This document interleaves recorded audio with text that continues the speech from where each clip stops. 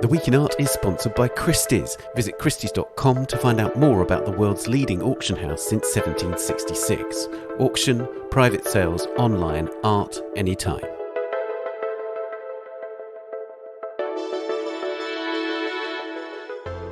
Hello, it's The Week in Art. I'm Ben Luke. This week, Kusama, Louis Vuitton and the monumental marriage between art and luxury. Plus, US artist Michael Rakowitz's proposal to give his fourth plinth sculpture to Tate Modern and for an ancient sculpture's return to Iraq. Plus, the artist Rosy Martin at the new Centre for British Photography. As robotic figures of the Japanese artist Yayoi Kusama appear in the windows of Louis Vuitton stores in New York, London and Tokyo, I talked to Federica Carlotto, a specialist in art and luxury, about the latest collaboration between Kusama and the LVMH brand and what it tells us about what the former creative director of Louis Vuitton, Marc Jacobs, called the monumental marriage between art and commerce. Also this week, I speak to the artist Michael Rakowitz. He hopes to give a public sculpture he made for Trafalgar Square in London to Tate Modern and an Iraqi institution, and tells me how it prompted Iraq to request the return of one of the ancient Assyrian sculptures that inspired Rakowitz's work from the British Museum to its country of origin. And this episode's work of the week is I Didn't Put Myself Down for Sainthood, a work by Rosy Martin in collaboration with Verity Welstead that is a key piece in the opening displays of the new Centre for British Photography in London. I speak to James Hyman, the art dealer, collector and co-founder of the centre, about the work. Before all that, why not take advantage of our latest subscription offer? You can save up to 40% on a digital subscription in our January sale. Go to theartnewspaper.com, click subscribe and enter the code JWEB23. That's JWEB23. Do also subscribe to this podcast and our sister podcast, A Brush With, wherever you're listening, and leave us a rating or review on Apple Podcasts. Now, earlier this month, the latest collaboration between Yayoi Kusama and Louis Vuitton instantly went viral as robots of the artist painting her famous polka dots appeared in the windows of LV stores, first in New York, then in London and Tokyo. Huge multicoloured dots now also cover the exterior of the Harrods store in London.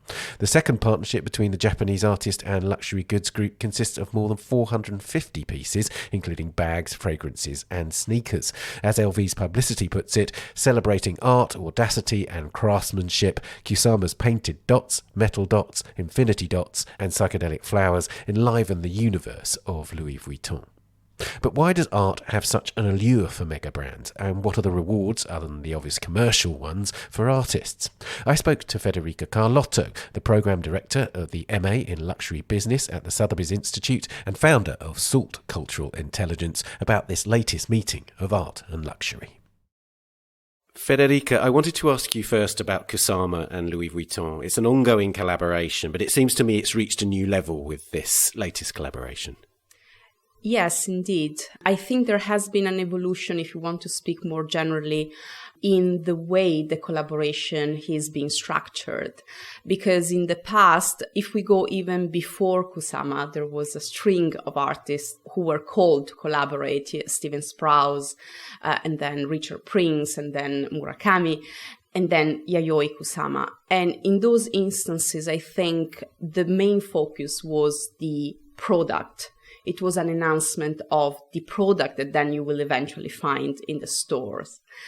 With this, we are at a different level because the activations are so varied and they touch upon so many different levels of our lives, actually, without us being maybe customers of Louis Vuitton. So if we think, of course, you have the store revamped, of course, you have new uniforms being created for the sales associates, but then other than that, you have a takeover of the landmarks of the major cities in the world. So think about Harrods now dotted and with the gigantic robot. Think about Tokyo, even the Tokyo Tower, which is a landmark in the city, has been kind of dotted out. And then Milan, Piazza San Babila, with the pumpkins of Yayoi Kusama. So let's think about, again, 2 digital rooms that have been created. So in a way, we are not talking about a sort of marketing operations to promote the products of Louis Vuitton. We are talking about something that is bigger. And so we need to start thinking about the audiences of this collaboration. I'm really interested in that. So tell me that it's not necessarily about generating customers. It's about something much bigger than that. It's bigger than that. It's generating awareness and it's being present in our lives. And I think that there is a deep transformation in the role that luxury brands are somehow experiencing. And the transformation is towards becoming sort of cultural agencies, cultural activators in our society. And so in that respect, I see these collaborations actually as a cultural product that is generated, created for us as individuals to engage with art, with the spectacle in a very different way. Right. And does it need artists to do that, in the sense that can it do the same through other media? Can it do the same through, for instance, film or other art forms? Or does visual art have a particular kind of language which can be used by companies like LV to kind of push their products or push their identity to a whole new level? I think that art here needs to be kind of intended generally. Whatever catches our eyes, whatever catches our attention, that's very important now. And in a way, visual artists are somehow interesting because they have their own brand. And so, in a way, they are recognizable. They can be linked to other activities, because if you see now the timing also these collaboration are activated, you will see that this happens usually aside a major exhibition happening somewhere. I'm thinking about the group LVMH sponsoring Yayoi Kusama, kind of retrieving a collaboration that they did on the Web Clicquot Le Grand Dame 2012. And aside a major exhibition in Washington. So it's a way also of leveraging culture in a more formal way through museum exhibition as well. So generate also visitors there. So I think that visual artists are somehow a good hook to kind of extend somehow the discourse about this collaboration further.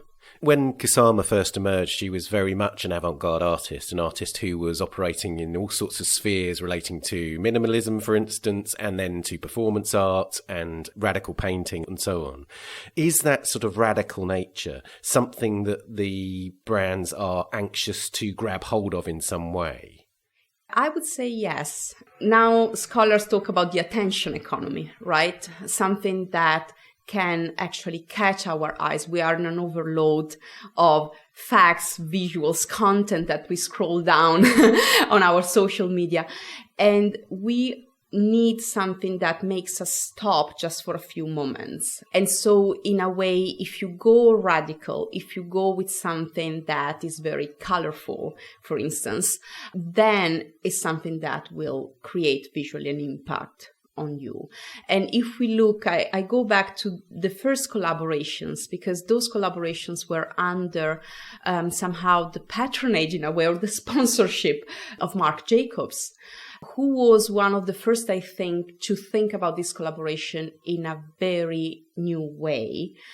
And the first collaboration he did was with Steven Sprouse, who reinvented the logo of Louis Vuitton with graffiti, kind of bringing the traditional Louis Vuitton image onto the streets, basically.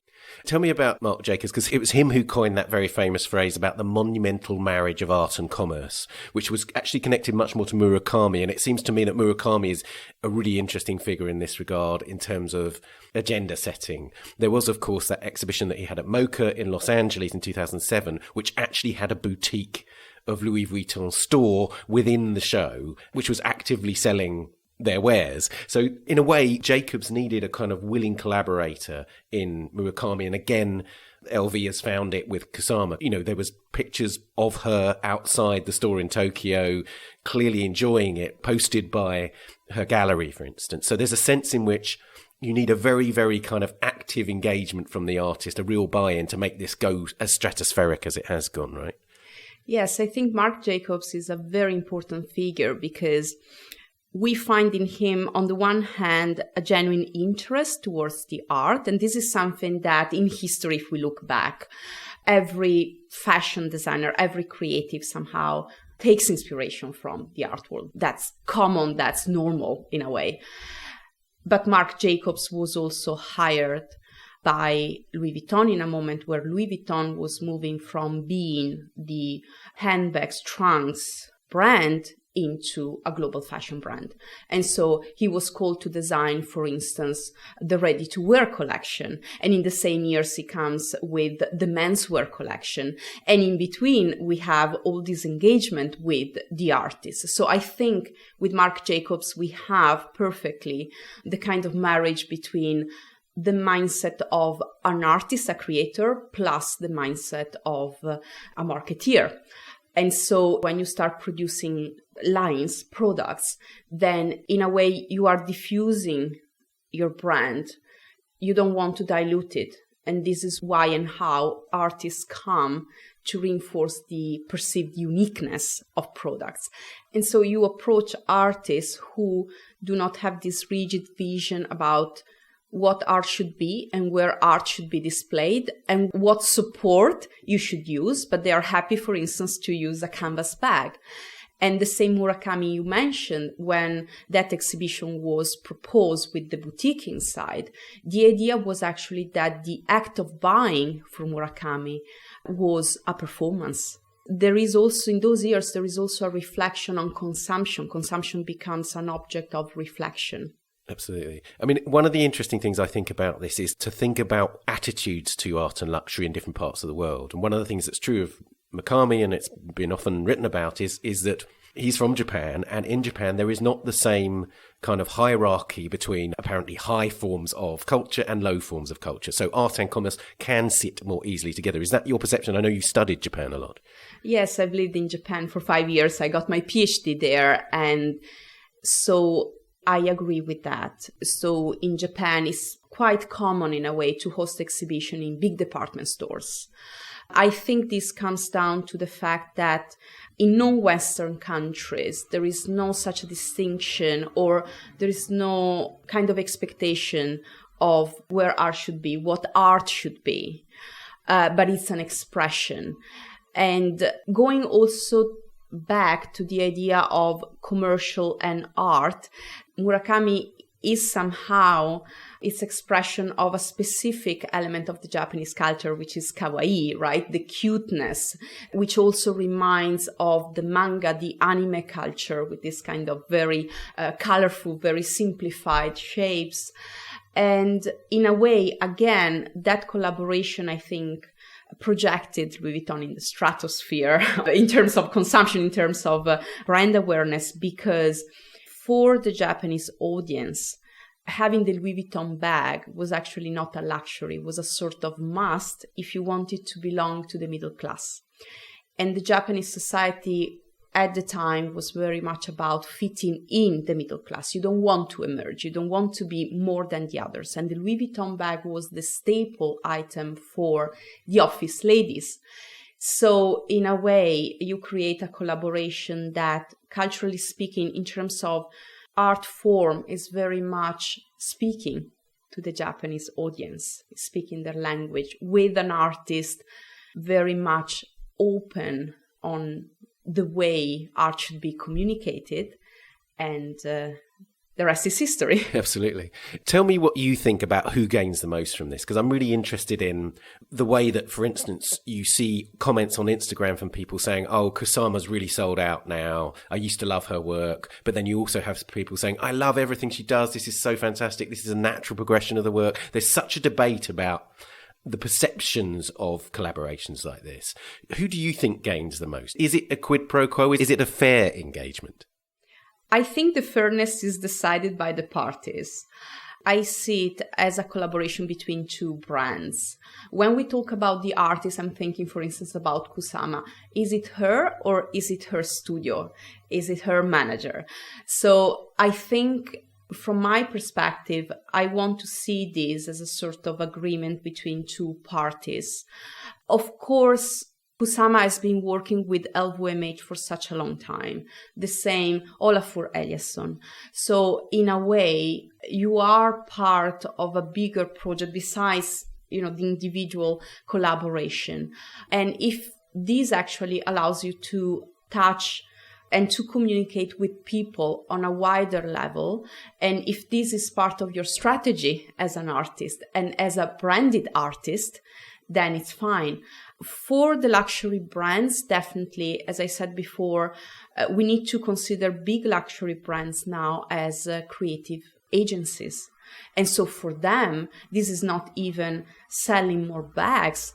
This is actually stepping into cultural creation, creating the kind of debates that you mentioned, I think is the next step for them. I wanted to also explore the point about audiences a bit more, because one of the things that we've been noting in terms of the art market and so on is that there is a new kind of collector who seems to be engaging with art on the same level as luxury brands, for instance. Is it partly about that? Actually, a lot of the resistance to this is coming from people who want a culture which is consumed in a fairly traditional way to a certain degree. And actually there are millennials and Gen Z people who are actually saying, no, I want to consume my culture in different ways through different media and with different levels of hierarchy, I guess. Again, this comes down in the way we consume things. So I usually invite people to think what we do when we open our Instagram account and we see content that is created by our friends and family, as well as celebrities, as well as ads. So there is no formal distinction in the content. It's one after the other. In the same way, we walk down the street and we can appreciate a painting in a gallery, and then the next store is a boutique or is a luxury store. So, and then we can go to an exhibition, and then in certain museums, actually, it's quite interesting, the store, because they have special collection or special merchandising. So do you go to the gallery because you're interested in the exhibition, or also because you want to check what do they have in terms of merchandising? The reality is that our consumption is hybrid. And so I understand the debate, but in a way, the reality is that our consumption blends the two worlds. And so there might be different audiences, for instance. In a way, I think maybe that this is a more realistic way of putting it. But I totally see the point of younger generations, because this is the world they're living in. Let's talk about the history. You mentioned it a couple of times. Of course, we had collaborations like Salvador Dali with Schiaparelli and so on. Is there anything tangibly different now to these kind of collaborations, other than the fact that we're living in a modern world with modern media? Is it basically the same? It's a collaboration between minds, if you like. You're totally right about the context. I think the context plays such a big difference. I think at the time of Schiaparelli, I'm thinking about Chanel as well in the same years. She was commissioned actually by the Diamond Association to create a diamond collection in 1932. And she called Paul Ribe and Jean Cocteau because they were part of the same cultural sphere. I think that in those cases, it was more genuine, meaning informal. You're my friend. We go to Antibes together and spend the holiday. Can you help me with this? Right?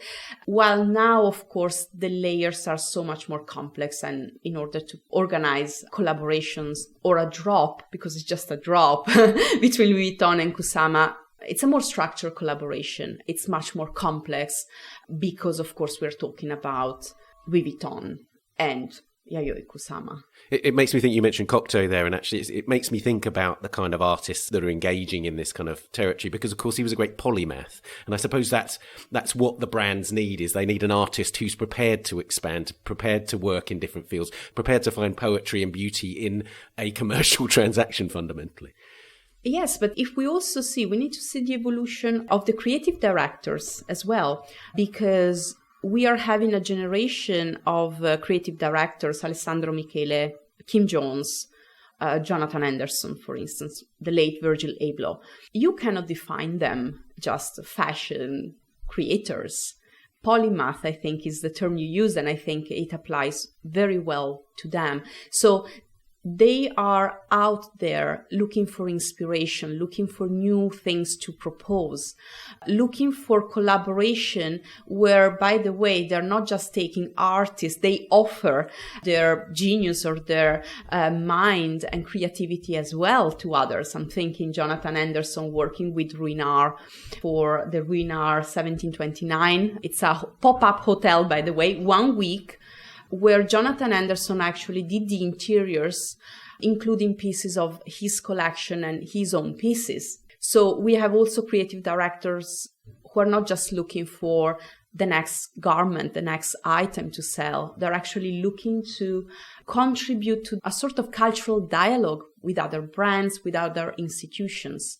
So I think that we need to see the changes that are happening within the art world, with artists becoming more and more conscious about the management of their brands, the change in the luxury industry, so from companies looking to sell products into companies creating cultural debates, and then also who are the people who are running the show in these companies, and so creative directors that are hyphenated human beings.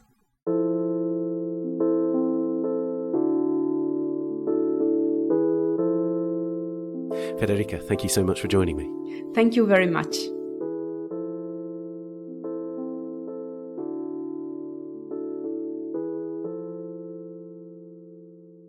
You can read more about this story and a recent interview with Kusama at theartnewspaper.com or on our app for iOS and Android.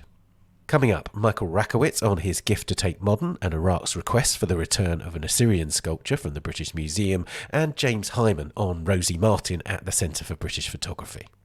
But first, here's this week's news bulletin. The heirs of Karl and Rosie Adler, Jewish art collectors who fled Germany in 1938 to escape the Nazis, are seeking the return of Pablo Picasso's Blue Period painting Woman Ironing, or La Repasseuse, of 1904, which they claim in a lawsuit filed last week is in the wrongful possession of the Solomon R. Guggenheim Foundation. In their claim, 8 Adler heirs call for the painting's return or compensation commensurate with its current market value of between $100 and $200 million. Amid the Nazis' systematic persecution, the Adlers, who were based in Baden-Baden, were forced to sell what they could to obtain cash, and according to the lawsuit, sold the Picasso painting to the dealer Justin K. Tannhauser for nearly 7,000 Swiss francs, or about $1,500, in October 1938, though it was worth considerably more. It remained in Tannhauser's personal collection before it was gifted to the Guggenheim on his death in 1976. A row over free speech in relation to images of the Prophet Muhammad at the Hamline University in St. Paul, Minnesota in the US has led the university's academic staff to demand the resignation of its president. A former adjunct professor of art history at the school, Erica Lopez Prater, was dismissed after she showed 2 historic depictions of the Prophet, prompting leading Islamic scholars as well as independent groups concerned with censorship in academia to express concern over free speech. Prater is now suing the university for religious discrimination and defamation. Hamline academic staff voted in favour of the president, Fainese Muller, tendering her resignation immediately, and stated that they no longer have faith in her ability to lead the university forward. But an anonymous letter from Muslim students at the university has expressed their hurt that, quote, faculty members don't care much for us. The filmmaker John Akomfrah has been confirmed as the artist who will occupy the British Pavilion at the next Venice Biennale in 2024. Akomfrah began as a member of the hugely influential Black Audio Film Collective, with whom he made the seminal documentary film Handsworth Songs in 1986. He's since gone on to make works principally for galleries, including an epic series of multi-screen installations on the theme of climate change and colonialism. You can hear a recent interview with him on our sister podcast, Brush With.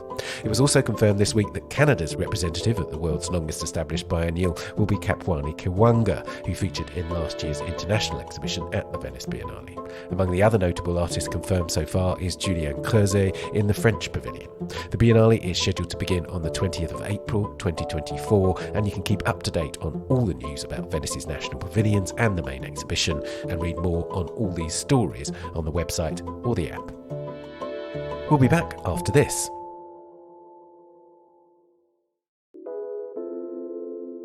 The Week in Art is sponsored by Christie's. In a verdant West Country landscape stood an English country house with a difference. This February, Christie's presents an opulent aesthetic, an important private collection from an English country house. Serving as a rural retreat from city life where outdoor pursuits were enjoyed and friends entertained, its interior was teeming with treasures. Set against a backdrop of dramatic colours, the arrangement of gilded furniture, paintings and works of art created a luxurious interior with rich patterns adding a theatrical flourish. Christie's invites you to journey inside the country house's opulent interior at their London sale room from the 3rd to the 8th of February, with the auction taking place on the 9th. Entry is free and open to all, and you're encouraged to visit and surround yourself with the most exquisite examples of craftsmanship from the 18th and 19th centuries. Find out more at christies.com. Welcome back. Now, in 2018, Michael Rakowitz unveiled his sculpture, The Invisible Enemy Should Not Exist, on the 4th Plinth, the site for contemporary sculpture in Trafalgar Square in London. The Chicago-based artist now hopes that the sculpture, based on the ancient Assyrian hybrid figures called lamassu, could be shared between Tate Modern and an institution in Iraq. But as part of the deal, the Iraqis have requested that the British Museum should return one of the 2 Assyrian lamassu sculptures in its collection that were discovered in Nineveh by the Victorian archaeologist Sir Austin Henry Layard. It's the latest in a host of debates about the provenance of works in European and North American museums, but in this case suggests a more creative solution to this growing problem. I spoke to Michael Rakowitz to find out more. Michael, before we talk specifically about what's happening with your sculpture, can you remind us about the lamassu? What were they? The lamassu were protective deities in Assyria that were often carved from gypsum. They were these creatures that were kind of like a chimera that had a human head, the wings of an eagle, the body of a bull or a lion, and they stood sentry at the thresholds of entrances to palaces and entrances to cities, and it was meant to be a kind of almost like a sentry that was providing protection for the citizens and for the king. Right. And interestingly, you mentioned both lions and bulls there. And for example, the Metropolitan Museum of Art has 2. One is a winged lion and one is a winged bull. So you get the sense, in Western collections, these are very prominent and they have multiple examples, for instance.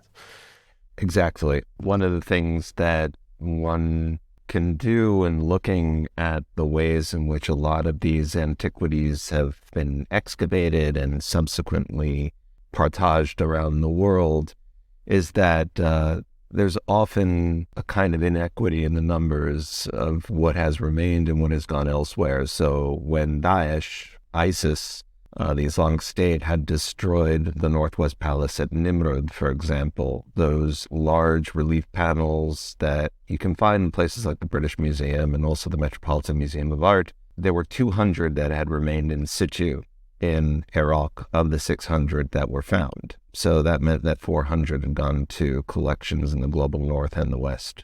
Right.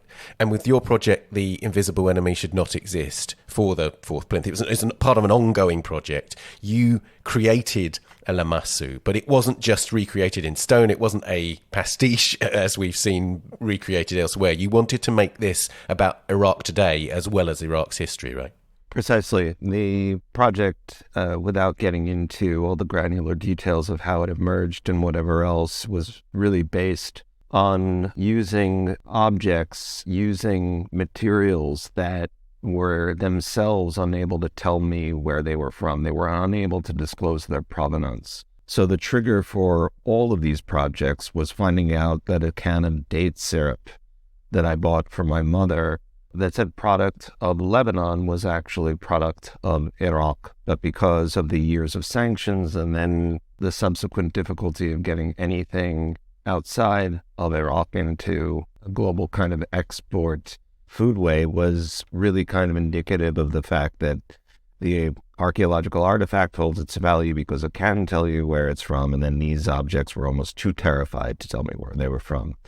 And so when I thought about these artifacts that were looted or in the aftermath of the war destroyed, coming back, I thought this was the skin they should wear if they were to haunt And so the lamassu that was on the fourth plinth was a life-size reappearance of the one that had stood at the Nergal Gate in Nineveh and been destroyed in 2015. It was made from 10,500 cans of Iraqi date syrup. And did your discussions begin with the Tate whilst it was still on the plinth? Yes, it was in the summer of 2019 that I received a lovely email from the museum saying that they were interested in being the custodian for the work to preserve its legacy. And so this was very interesting to me that at that point there weren't many people who had come up and even asked about what the life was going to be of the work afterwards. And my own fantasy was that this was something that if the Iraqi people would accept it, that I would give to Iraq afterwards. And it would, inshallah, stand sentry at the Nergal Gate in Nineveh where the original one stood.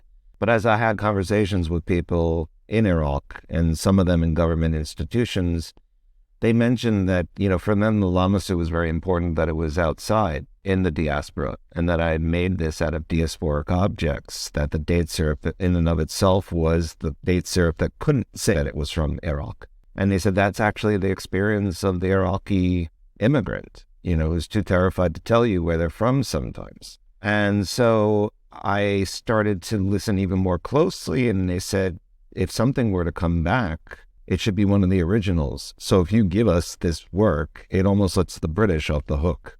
And so as I thought more and more about the offer from the Tate Modern, and I thought about it being a donation, I received an email back that was really, again, very warm and generous, but also framed what I was going to do as being a gift to the nation.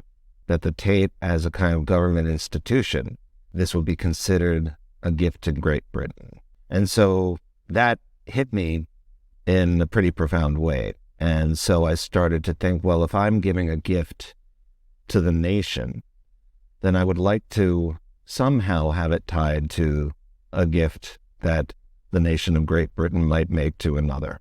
What I started to do was to speak with people also at the British Museum and to find out if they would be willing to consider this kind of triangular agreement. When I say triangular, I mean the agreement that I have with the Tate Modern is that it share custody of my lamassu with an institution in Iraq that is still to be determined. And this would keep alive the questions and the tensions and the pressures of where an artwork belongs and also who belongs to an artwork. It's also literally a diasporic object with wings that can fly between two places, which mirrors the situation of a lot of Iraqis who exist in the diaspora, including Assyrians, who are the descendants of the people who made these works, who are finding it increasingly difficult to stay. And so I was very interested in that being a kind of continuation of the sculpting of the work, that the pressures of those situations actually continue to shape it. And then I went to the British Museum and I told them that this was being considered a gift to the nation, and would they, as a government institution, also consider giving a lamassu to Iraq. That London now had one lamassu too many with the acquisition of my work, and it was time for one of the originals to go back. And you can guess the kind of polite but very clear response that I got, that it was an institution that is doing work with Iraqis on the ground and in Iraq itself on excavation sites, and then worked with Factum Arte and I guess some other organizations who have come in and done 3D scans of items like the lamassu, and have sent exacting replicas of those, even with, down to the patina. If you watch the video of how they made these, it's actually quite amazing. And it looks exactly like the ones that are in the museum. And I thought to myself, this is pathological. Where is the dignity of sending these hollow husks, look exactly like the ones in the British Museum, to the University of Mosul? And if they look so convincing, why not hold on to the copies and send the originals back? Because that, for me, is an act of solidarity. We can get entangled in these conversations about whether or not something has what they call immaculate provenance, meaning that things were acquired in the right ways. It's part of what the arguments are around, I think, the Parthenon marbles, that, that there was a fair agreement. But those fair agreements at the time were based on the laws of society. And those laws of society, we know what those laws of society were around the world in the 1700s, the 1800s, and even now, where these artifacts in the UK are protected by a 1963 law that says that things don't go back. I mean, as far as I'm concerned, laws are there and to be considered. And there are certain laws of society that we've known that need abolition. And so those kinds of things for me are part of the discussion. And so it was quite clearly swatted away as a proposition, but it is the kind of thing that I will continue to ask, that it will be something that I return to over and over. And that the Tate Modern, has this object where they've made this incredible agreement of reciprocity. And also informally, they were sympathetic to my desire to continue to exert pressure on the British Museum to return one of those objects. And when you have people in the museum world who are willing to kind of like commit to having those discussions and to exerting those pressures, that starts to change the terrain a little bit.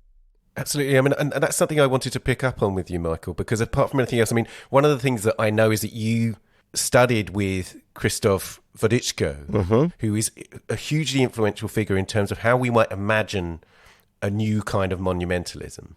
And it seems to me that one of the interesting things about this whole area is how can we respond imaginatively to this issue? The discussions are so often reduced to who owns what, and these, as you say, agreements made in times when there were extraordinary different pressures. So one of the ways it seems to me that this is a radical proposal, it shouldn't feel that radical, but it is to say, let's put the artist at the heart of it. Let's place creative figures, people producing objects at the heart of this, and begin a new kind of discussion. Does it feel like that to you, or does it feel much more directly involved with a very personal engagement with a particular object and places? No, I think that your analysis of it is very real. And I think that, these kinds of discussions have to happen.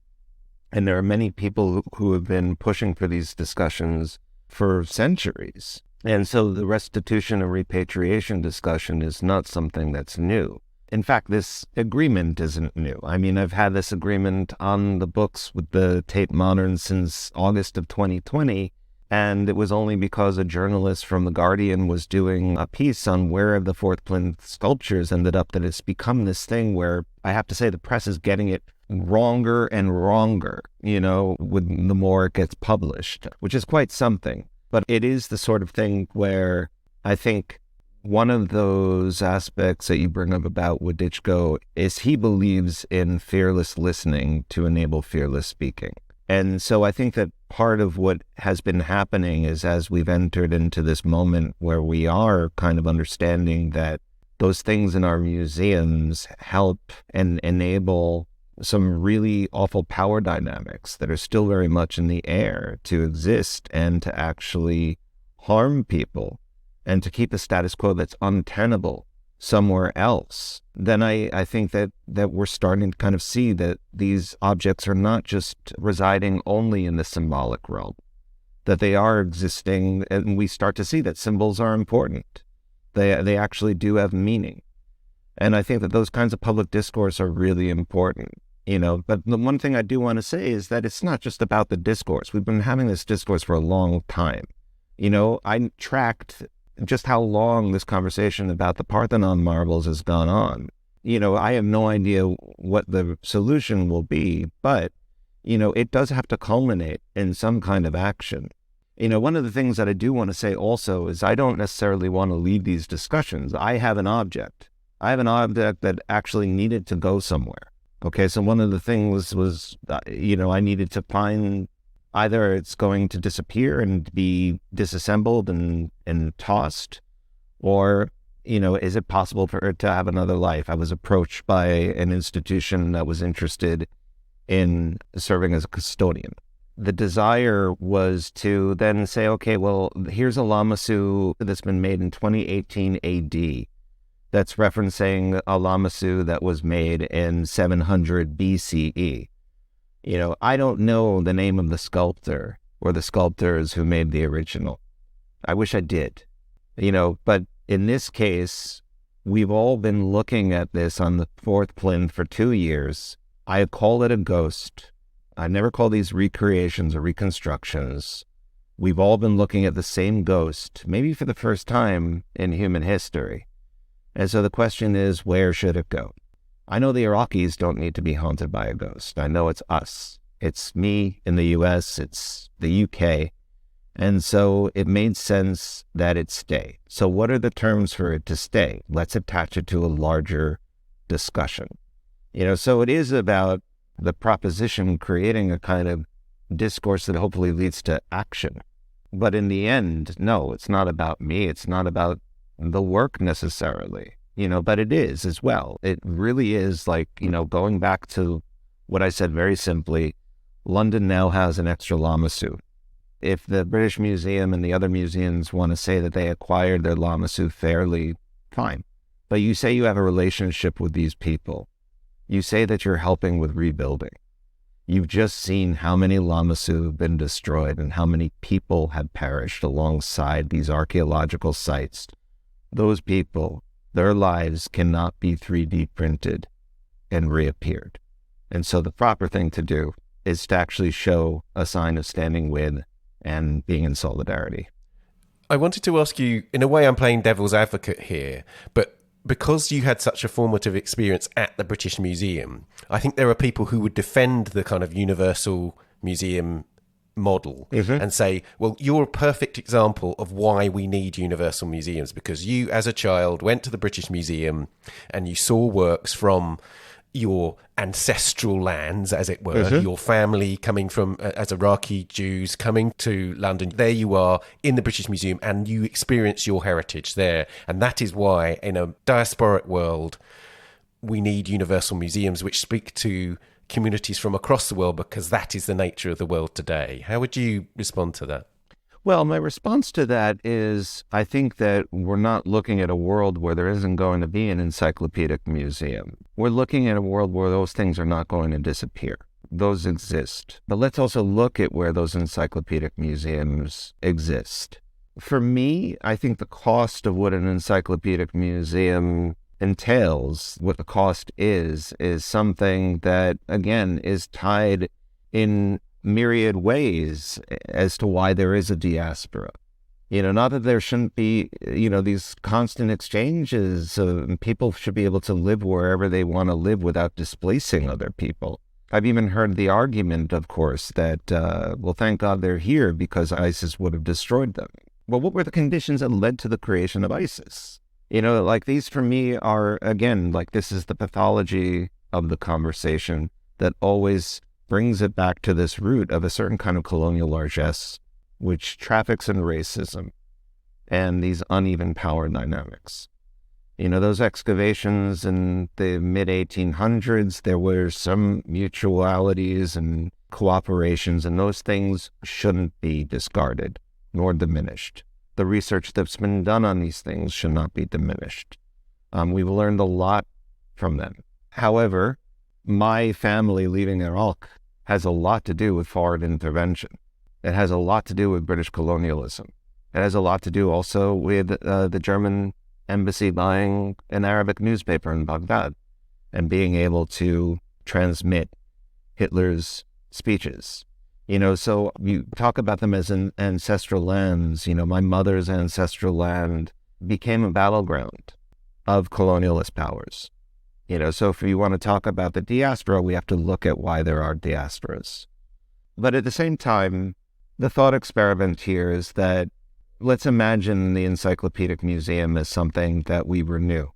But we renew it as something that's about the mutual curiosity of the citizens of the world in terms of where they are. And let's imagine that there's an Encyclopedic Museum in Baghdad that has Mesopotamian artifacts and centers and elevates all the different people who live there and their cultural patrimony. And let's imagine that it expands and includes American artifacts and British artifacts. And so what I don't want to do is what the British Museum and other universal institutions tend to do, which is to ventriloquize objects. So I don't want to ventriloquize people in Iraq, who are working on this. And I don't want to speak for them because who knows, if they come to the table and the lyre of Ur, the harp that's in the British Museum, is up for discussion, I don't want to eradicate the possibility that someone in Iraq might say, no, you keep that musical instrument, give us John Lennon's first guitar. As an artist, I think about these things. They may be unorthodox to say, but they open up the possibility of being surprised and for things to not only rest in what is considered to be predictable. So those kinds of things for me would be like the evolution of what we would call an encyclopedic museum, because I don't see many reconstructions of the Liberty Bell in other parts of the world. And I do think that there is a future for a museum that even gives back its originals, but keeps these 3D copies. If those countries of origin give them permission to make a 3D scan and to keep it, there's something that's actually exquisitely interesting about, the British Museum being like a Word file, and you save a copy of it, and to rename the document with that little .copy at the end. So I'm thinking about those things in this way.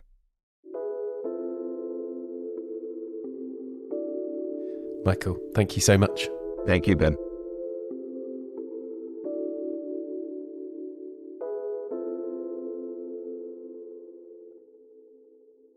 You can hear my interview with Michael Rakowitz as he unveiled the sculpture in Trafalgar Square in the episode of this podcast from the 22nd of March 2018. And you can hear Michael talk in depth about his work on an episode of the A Brush With podcast from the 9th of June 2021. Now, it's time for the work of the week. On Thursday, the new Centre for British Photography opened in Jermyn Street in London, a stone's throw from galleries in the St James's district and a short walk from the Royal Academy of Arts. It's the brainchild of the collectors James and Claire Hyman, who've amassed an important collection of photography over recent decades. James is also a dealer in British art with a specialism in photographs. Among the opening exhibitions at the centre is Headstrong, Women and Empowerment, and it features a striking work made by Rosy Martin in collaboration with Verity Welstead called I Didn't Put Myself Down for Sainthood. I spoke to James Hyman about the work. James, before we talk about the particular image, I'd like to talk a bit about Rosy Martin's concept of reenactment phototherapy, which was actually something she developed with Joe Spence, who is another artist who's very prominent in the early displays of the Centre for British Photography. So tell us about that concept. Yes, well, phototherapy was a way of trying to use photography in a practical way within therapeutic sessions. And those were sessions that, by their nature, were done as a partnership, that you would have one person talking about maybe their traumas, about their childhood, and the other person being the listener. And then that would swap round. And so as part of that, what they would be doing, Joe Spence and Rosy Martin, was maybe dressing up, performing particular roles. It might be as performing as their father or their mother, or a childhood issue around eating or gender. So it was a way of exploring buried traumas, and often with a lot of humour. I think that's an important thing to say, that although, it can seem quite heavy, it's also very playful. There's a lot of performance and costume. Absolutely. And in fact, some of those works from that early period of working with Joe Spence became quite seminal in terms of their influence. And one thinks of them in relation to even things like, Tracey Emin's photographic self-portraiture, for instance. Well, I think the work of both Rosy Martin and Joe Spence has had a huge impact, particularly among younger women in photography. Very often there are self-portrait based works, performance, issue-driven explorations, and there was a book that they did called Putting Ourselves in the Picture. And it's very much the way that these sorts of issues can be expressed through performance, but through the self. And I think that's very relevant right now. Absolutely. And the personal as political is also a key factor, isn't it? They were looking at themselves, and it was a process of self-awareness, but very much within a socio-political context, and a very sort of charged political context in that time that they were making those original works, wasn't it? It was. I mean, Jo Spence called herself a cultural worker, and, she would have described herself as a socialist feminist. And I think the socialist part would have been as important as the feminism. And I think with Rosy Martin, she did very major works, such as a series called Don't Say Cheese, Say Lesbian, that was about sexuality. And, you've got to think that the context for some of those pieces was Clause 28, AIDS, homophobia. It was a very, very charged political time. And it's sometimes hard to kind of remember the resonance of a work when it was made, when it's all sort of extracted out of time and place. Absolutely. And so what we're going to look at now is a work which is a kind of legacy of that early process, but actually almost right up to date. So made in 2018, a work called I Didn't Put Myself Down for Sainthood. This is a collaboration with Verity Welstead. Do you want to say something about that? Yes. So first of all, on this idea of collaboration, I think historically the art market in particular has a problem with that we like sole authorship. And what's essential to this kind of practice is it's a collaboration. And it is important that the collaborator is, included as part of the credit. It is Rosy Martin in collaboration with Verity Welstead.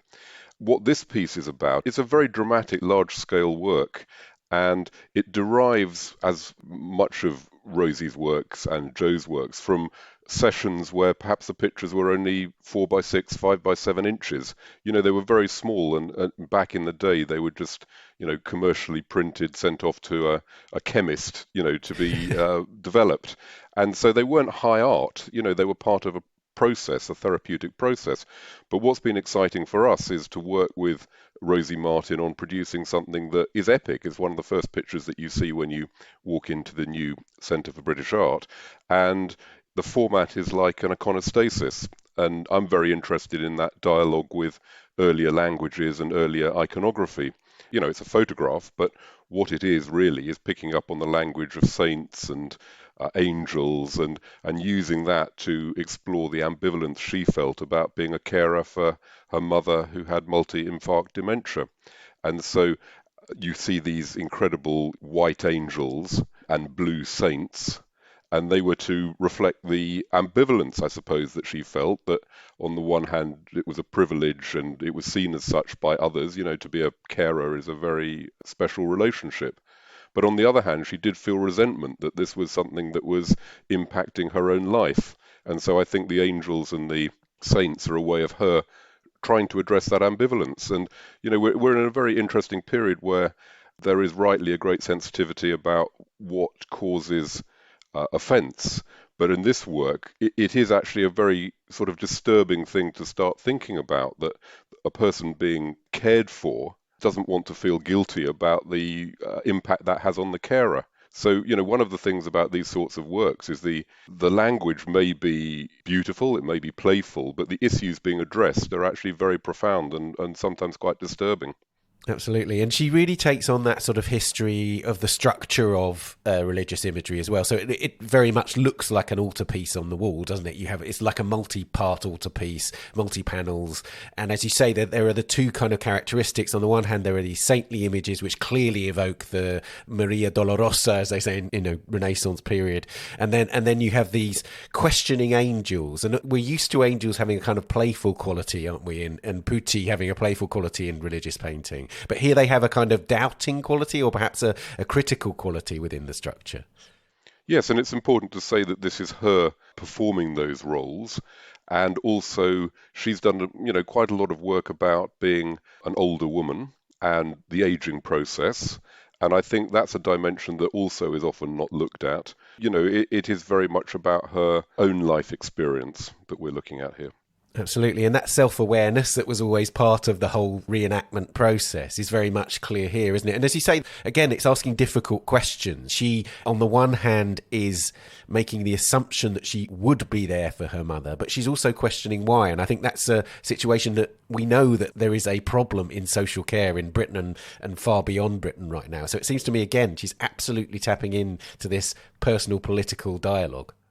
I think that's right. And, I think what's so moving about her work, And what we've really been stimulated by is seeing the early work and the way it relates to what's happening now, that it, as we've said before, it has a resonance from the 1980s and that politically charged time, but has a new level of meaning now. And particularly after the last couple of years of the pandemic, these issues around care, whether it's, within the home, whether it's wider and the responsibilities of society, are really very acute. Can you say something about how the images are designed, if you like? So what are the independent roles of Rosy Martin and Verity Welstead? I mean, I think with the kind of collaborative practice that Rosy pioneered with Joe Spence, how they've tended to conceive it in terms of credit and who did what, is the person appearing in the work has that kind of agency that they have performed and they have directed, and the in collaboration with is an acknowledgement of the person who took the photographs. So the session would have explored ideas together, but the realization has a particular role for each of them. So my assumption is that, Verity was the one behind the camera in sessions that they sort of explored together. And obviously this was something that Rosy wanted to explore because it was particularly acute and meaningful in her own life. And this forms part of a show where you've worked with Fast Forward, which is an organisation which is specifically dealing with women in photography. Can you say something about that? Yes, at the centre, it was very important to us that the opening shows weren't just an opportunity to showcase our collection, and we do that with a show called The English at Home, which is historical, but was also a chance to make a statement about collaboration. So it's not just that Rosy and Verity work together on an individual piece, but it was very important to us. We've given over the main space for our opening show to an organisation that we've supported for a long time, that is advocacy for better representation of women in photography. And Anna Fox and her team at Fast Forward have curated a show of about a dozen photographers, and they're all women who use self-portraiture to address various issues. And it's very wide-ranging in terms of the media used, whether it's video or, old television screens, whether it's photographic, whether it's multi-part. But it's genuinely diverse in medium, but also when you're looking at who is in that show, for us, this is a big signal about what we see as our role and what we see as important about what's happening in this country, that this isn't a centre for British photography, meaning that we're scrutinizing people's passports. It's that we're celebrating what's happening in this country. And so it's a really powerful statement, I think, about diversity and about empowering others, that we haven't been the curators of that show. It's really clear when you enter the space that while you do have greatest hits, as you say, in your collection display, particularly downstairs, you've got Bill Brandt, there's Martin Parr there's Richard Billingham, works that are hugely well known. It seems to me that it sets a sort of marker for what you might do in the future by saying we're going to start by introducing names to many members of the public will not know a lot of these photographers in the Fast Forward display. Well, I think it's about introducing people they don't know, and maybe people are seduced by coming to see Bill Brandt and Martin Parr and others, and then they'll have this whole other exhibition. We're interested in saying, well, look, there is this story of British photography that may equate it with a documentary tradition, but then look at all these other stories, look at all these other strands, this interesting practice, look at what these women are doing, look at the diversity of it. For me, we used the title for the historical show, The English at Home. I'm very aware of the fact that that is the title of the first book by Bill Brandt, who is seen as the quintessential British photographer of the 20th century. Well, he only came into this country, in his 20s. He was born in Germany. Yeah. And in the introduction to The English at Home, Raymond Mortimer says he's like an anthropologist, and that he saw the English as this rather strange culture. He was exploring it as an outsider. And so even in that show that you could say is the greatest hits in a more traditional view of British photography, I like the fact that there are these other stories going on. And that, it's not quite as straightforward as we look at. And, in my work over the years as an art historian, I've been fascinated by the role played by people who aren't from this country and the contributions made by immigrant or first generation or whatever it is, people with heritages that are different. School of London, and you look at Lucian Freud and Frank Auerbach and Leon Kossoff, who are now very much in the mainstream of 20th century British painting. Well, that was an introduction to that culture, which at the beginning was not a comfortable one. or you look at Picture Post magazine, the quintessential British publication of the mid-20th century, set up by people who'd come from Europe and who'd taken aesthetics from European journals. But that became seen as the most important sort of British publication. So I'm very interested in the contributions made by those who have come from outside. And I think we're mindful also now that we move from being private collectors to setting up a public institution, that what we want to do is to reflect the different voices in this country. And, we're trying to, for example, broaden and diversify our trustees, our advisors, to have people come and shape our program and, in a way, give up power or cede some of the power that we might be perceived to have. And that's why, to me, having the show that Rosy Martin's in is so important. This is our opening show, and we've given it to somebody else to curate.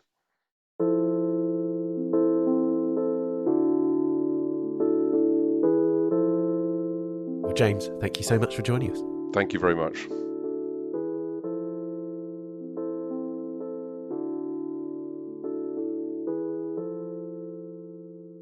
Headstrong, Women and Empowerment is at the Centre for British Photography in London until the 23rd of April. Admission for all the shows at the centre is free.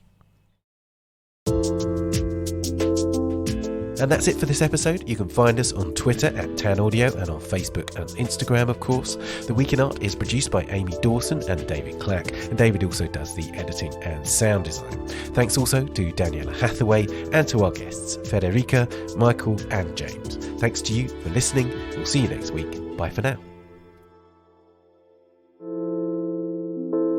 The Week in Art is sponsored by Christie's. Visit christies.com to find out more about the world's leading auction house since 1766. Auction, private sales, online, art, anytime.